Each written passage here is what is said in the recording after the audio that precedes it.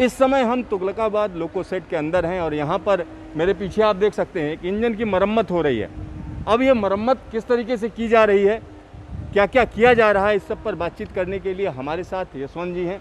आइए उन्हीं से बात करते हैं। यशवंत जी, आपका न्यूज स्टेशन में स्वागत है। हाँ जी जी जी जी।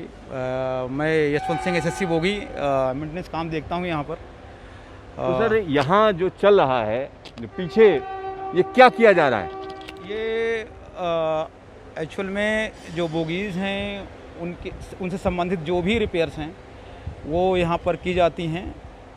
मुख्य काम यहाँ पर एक्सल को चेंज करना, मोटर को चेंज करना, यदि फ्रेम में कोई ख़राबी है तो फ्रेम को भी चेंज करना, उनको डिसमेंटल करना, असेंबल करना, ओल्ड पार्ट्स को, ख़राब पार्ट्स को चेंज करना, एक्चुअली यहाँ काम होता है। मतलब ये सारे काम होते हैं। जी, जी, अब यहाँ पे ये क्या रखा हुआ है? ये तो मतलब जो लोग इंजन देखते हैं उनको लगता है ये क्या चीज़ है? ये एक मोटराइज व्हील है जो WAP7 इलेक्ट्रिक लोकोमोटिव से यूज होता है। एक्चुअल में ये ट्रेक्शन मोटर है। ये एक्सल है, इसमें ये गियर केस लगा हुआ है, ये MSU है। ये कंप्लीट असेंबली को हम मोटराइज व्हील बोलते हैं। अच्छा, ये मतलब ये मोटर जो है खींचती है, इंजन को चलाती है एक तरीके से। ये जब हम एक्सल को मोटर के साथ असेंबल कर देते हैं तो जो ये आप देख रहे हैं, ये लीड्स जो ऊपर से इलेक्ट्रिक सप्लाई आती है, वो ये मोटर का आर्मेचर घूमता है और आर्मेचर में एक पिनियन लगा हुआ होता है जो एक्सल के बुल गियर से मेश करता है और फिर ये एक्सल घूमना शुरू करता है।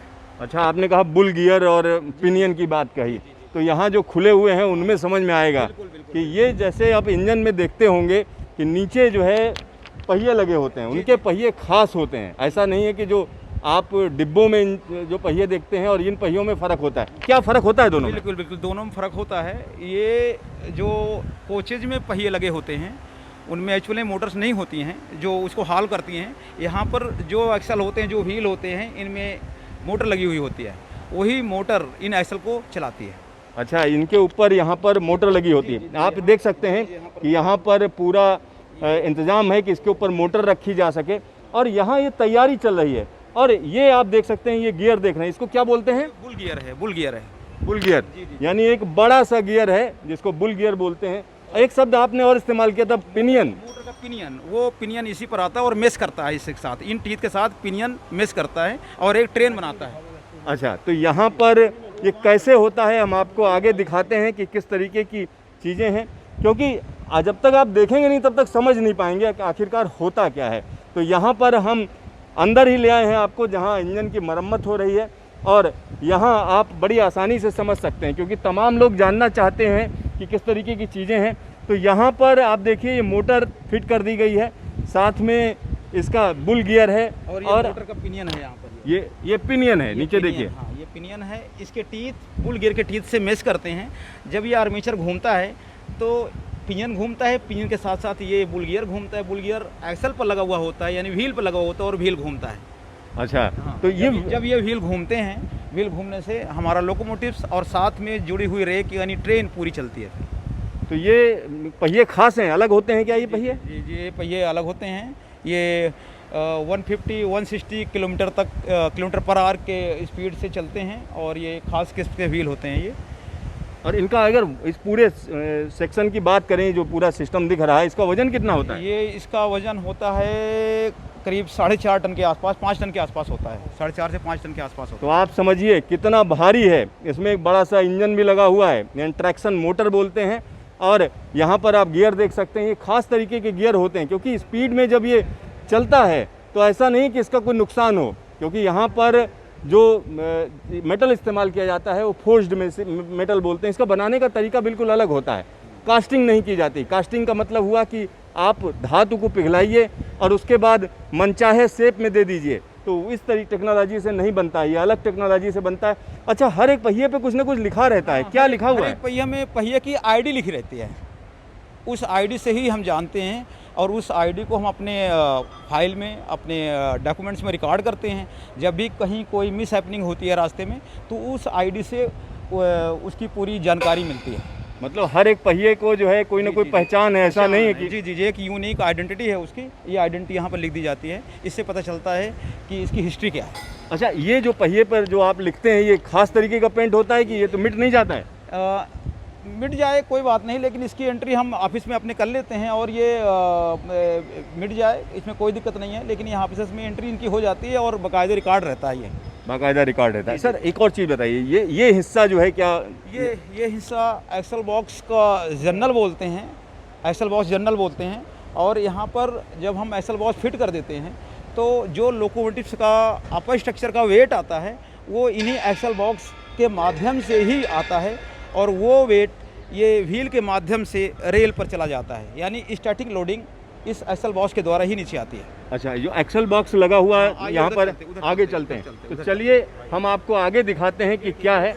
और यहाँ पर आप एक्सल बॉक्स भी देख सकते हैं कि किस तरीके से लगाया गया, क्योंकि एक इंजन की यहाँ मरम्मत चल रही है और ये इंजन शंटिंग लोको है जिसकी यहाँ पर हम कह सकते हैं मरम्मत की जा रही है। अब आप समझ सकते हैं कि किस तरीके से इसकी यहाँ पर जो इसका निचला हिस्सा है पूरा निकला हुआ रखा है। आप सोचिए, इस इंजन को आप जब भी देखते होंगे चलता हुआ, उसका निचला हिस्सा यहाँ रखा गया है। तो भाई साहब यशवंत जी बताइए क्या चीज़ें हैं, जरा समझाइए पूरी बोगी के बारे में। हाँ, ये कंप्लीट बोगी है। जब भी कोई बोगी में हमें कोई रिपेयर वर्क करना होता है तो ये हमारे 4 लिफ्टिंग जैक हैं जो 40 टन के होते हैं। मतलब ये लिफ्टिंग जैक है जी, लिफ्टिंग जैक जी, है। जी, तो चलिए देखिए, जैक है। अलग तरीके के जैक्स हैं जिसमें इंजन को उठाना आसान नहीं होता है। और इस छोटा सा इंजन जो आपको नज़र आ रहा है, इसका वजन कितना है भाई साहब? इसका वजन करीब 112 टन के आसपास होता है। 112 टन यानी 112 टन 12 टन का वेट होता है। कंप्लीट लोकोमोटिव का वेट होता है 112 टन। और इसको हम जब जैक से लिफ्ट करते हैं और ये बोगीज़ को हम बाहर निकालते हैं रिपेयर और मेंटेनेंस के लिए, तो ये 4 जैक हमारे जो 40 टन के होते हैं, इनसे हम अपर स्ट्रक्चर को लिफ्ट कर देते हैं और जो अंडर स्ट्रक्चर में जो हमारी बोगीज होती हैं उनको हम रन आउट कर लेते हैं।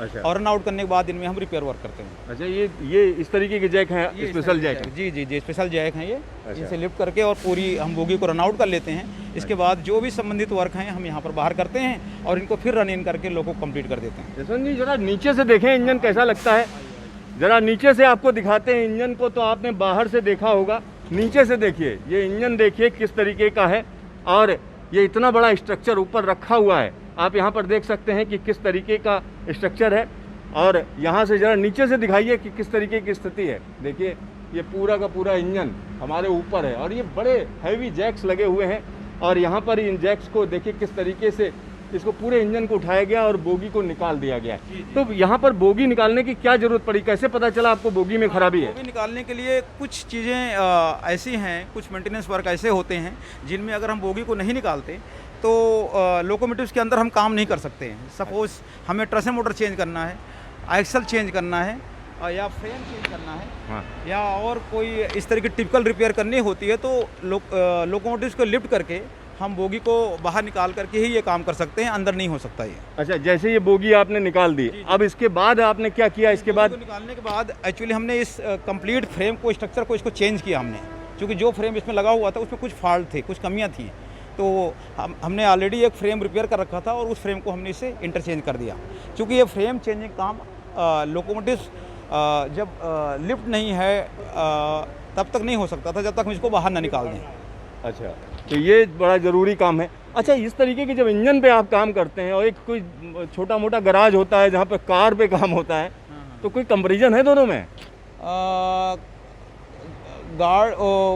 एक्चुअल में कार का जो गैराज होता है और ये इंजन का एक तरीके से गैराज है, एक तरीके से ये वर्कशॉप है जहाँ पर आप उठा रहे हो। जी, अगर हम कहें कि आप दोनों में तुलना करिए तो कैसे करेंगे? जी, यहाँ पर एक्चुअल में हमें बहुत स्पेस चाहिए और सेफ्टी ज़रूरत है। ये इसका वेट बहुत ज़्यादा है, इसके आसपास हमें सेफ्टी चाहिए।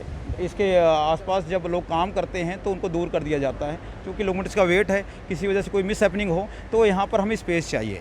वहाँ पर स्पेस कम हो तो भी चल जाता है, यहाँ पर हमें अत्यधिक स्पेस चाहिए। तो यहाँ पर आप समझ सकते हैं कि यानी तो ये इस तरीके का इंजन है कि इतना भारी भरकम, ये छोटा इंजन है, ऐसा नहीं कि बहुत बड़ा इंजन है। ये शंटिंग लोको इसको बोला जाता है, कई जगहों पर इसको चार्ली नाम दिया गया है।